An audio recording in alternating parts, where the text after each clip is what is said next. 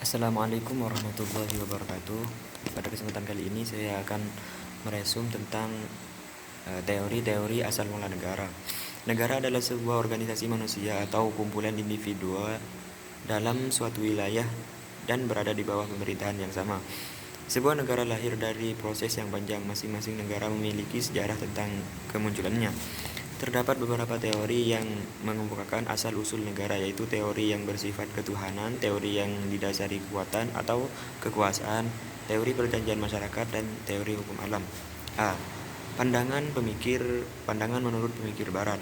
Ada dua golongan besar. Satu, teori-teori yang spekulatif. Dua, teori-teori yang historis atau evolusionis. Satu, teori-teori spekulatif terdiri dari A. Teori perjanjian masyarakat, teori teokratis, teori kekuatan, teori patriarkal, teori organis, teori daluarsa, teori alamiah, dan lain-lain. 2. Teori perjanjian masyarakat. Teori perjanjian masyarakat menganggap perjanjian sebagai dasar negara dan masyarakat. Teori ini dianggap tertua dan terpenting. Persetujuan anggota masyarakat bisa dinyatakan secara tegas atau diam-diam.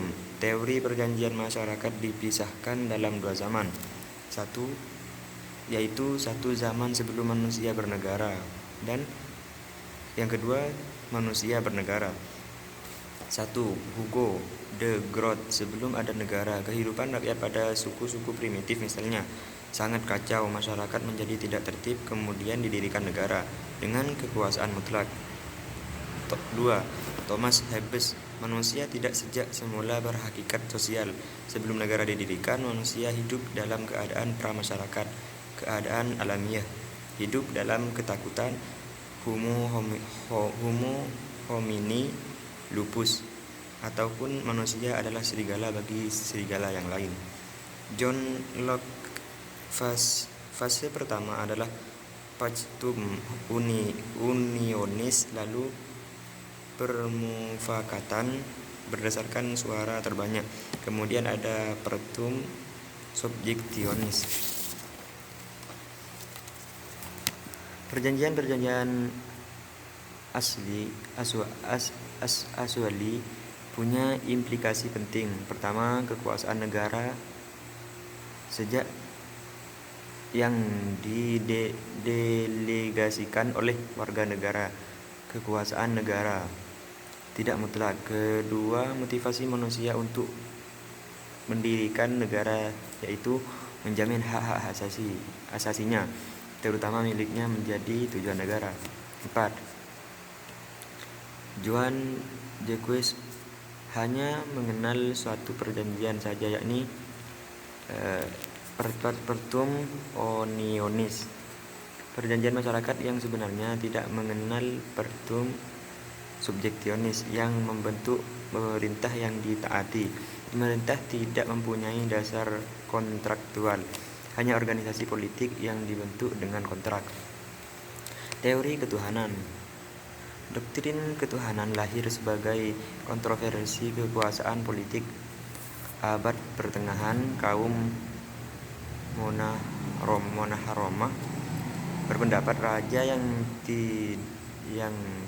tidak dapat diturunkan dan dibunuh sumber kekuasaan rakyat, sedang raja menganggap sumber kekuasaan mereka diperoleh dari Tuhan.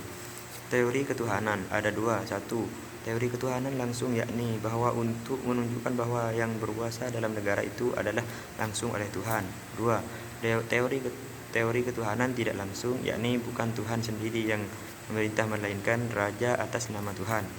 Teori kekuatan. Dalam teori kekuatan, negara yang pertama adalah hasil dominasi dari kelompok yang kuat terhadap kelompok yang lemah. Negara terbentuk dari penaklukan dan pendudukan. Menurut Machiavelli, seorang raja harus kuat untuk mengatasi kekacauan yang dihadapi negara. Ia dapat mempergunakan segala alat yang menguntungkan baginya. 3. Teori patriarkal. Bahwa ayah yang berkuasa dalam keluarga dan garis keturunan ditarik dari pihak ayah. Keluarga berkembang biak dan menjadi beberapa keluarga yang semuanya dipimpin oleh ayah, kepala keluarga. Teori organis, negara dipersamakan dengan makhluk hidup, manusia atau binatang. Individu merupakan komponen-komponen negara dianggap sebagai sel-sel dari hidup itu. Selanjutnya, teori patrimonial. Raja mempunyai hak milik terhadap daerahnya, maka semua penduduk di daerahnya harus tunduk kepadanya. Terus selanjutnya yaitu teori alamiah.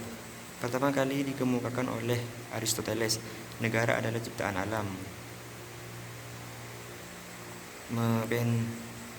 Kompak manusia membenarkan adanya negara karena manusia pertama-tama adalah makhluk politik dan baru kemudian makhluk sosial. Yang terakhir yaitu teori historis. Teori historis ataupun evolusionistis gradualis. Teori ialah bahwa lembaga-lembaga sosial tidak dibuat tapi tumbuh secara evolusioner sesuai dengan kebutuhan manusia.